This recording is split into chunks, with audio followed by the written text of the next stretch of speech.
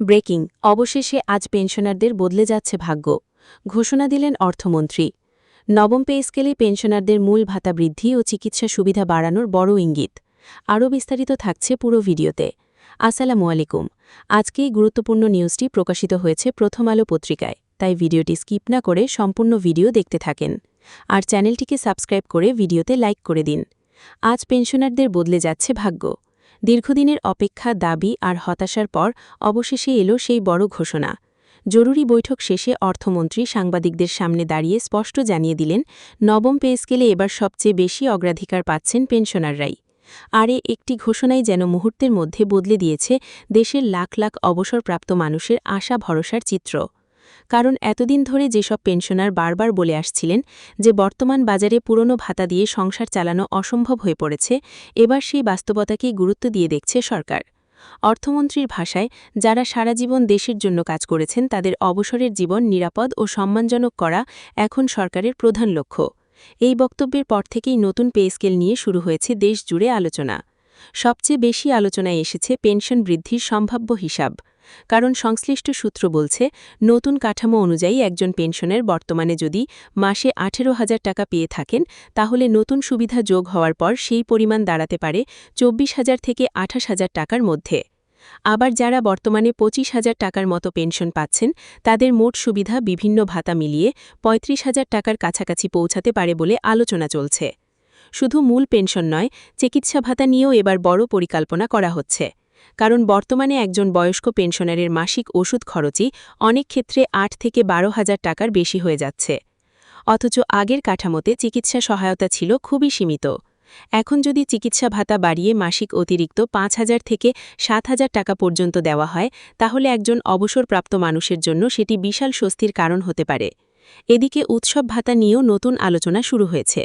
জানা গেছে, বছরে 2 ঈদে বা বড় উৎসবে অতিরিক্ত সুবিধা দেওয়ার বিষয়টি গুরুত্ব দিয়ে দেখা হচ্ছে। ধরুন একজন পেনশনার বর্তমানে বছরে মোট 30,000 টাকার মতো উৎসব সুবিধা পান। নতুন কাঠামো কার্যকর হলে সেই সুবিধা বেড়ে 25,000 বা তারও বেশি হতে পারে বলে ধারণা করছেন অনেকে। অন্যদিকে দ্রব্যমূল্যের বর্তমান পরিস্থিতি বিবেচনা করে বিশেষ জীবনযাত্রা সহায়তা ভাতার বিষয়টিও আলোচনায় এসেছে। কারণ গত কয়েক বছরে চাল, ডাল, তেল, গ্যাস, ওষুধ সবকিছুর দাম যেভাবে বেড়েছে, তাতে নির্দিষ্ট আয়ের মানুষের ওপর চাপ অনেক বেড়ে গেছে। উদাহরণ হিসেবে, যদি একটি পরিবারের মাসিক খরচ আগে 20,000 টাকায় সীমাবদ্ধ থাকত, এখন একই পরিবার চালাতে 35 থেকে 40,000 টাকা পর্যন্ত খরচ হচ্ছে। ফলে পেনশনারদের বাড়তি সুবিধা এখন শুধু দাবি নয়, অনেকের কাছে প্রয়োজনীয় বাস্তবতা। এছাড়া বৈঠকে নাকি আলোচনা হয়েছে পুরনো পেনশনার ও নতুন পেনশনারদের বৈষম্য কমানোর বিষয়েও। কারণ অনেক ক্ষেত্রে দেখা গেছে, একই পদে চাকরি করলেও ভিন্ন সময়ে অবসরে যাওয়ার কারণে একজন অনেক বেশি সুবিধা পাচ্ছেন, অন্যজন অনেক কম। এখন সেই ব্যবধান কমানোর পরিকল্পনা করা হচ্ছে বলে জানা গেছে।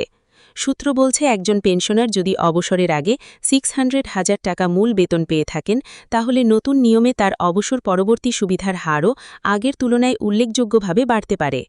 একই সঙ্গে পরিবার পেনশনভোগীদের জন্য আলাদা সুবিধা রাখার আলোচনা চলছে। অর্থাৎ একজন সরকারি কর্মচারীর মৃত্যুর পর তার পরিবার যেন আর্থিক সংকটে না পড়ে, সেটিও গুরুত্ব পাচ্ছে। এখন সবচেয়ে বেশি যেটা নিয়ে আলোচনা হচ্ছে সেটি হল নতুন পে স্কেলের সম্ভাব্য বাস্তবায়ন সময়। কারণ অনেকেই ধারণা করছেন এই পরিবর্তন ধাপে ধাপে কার্যকর করা হবে।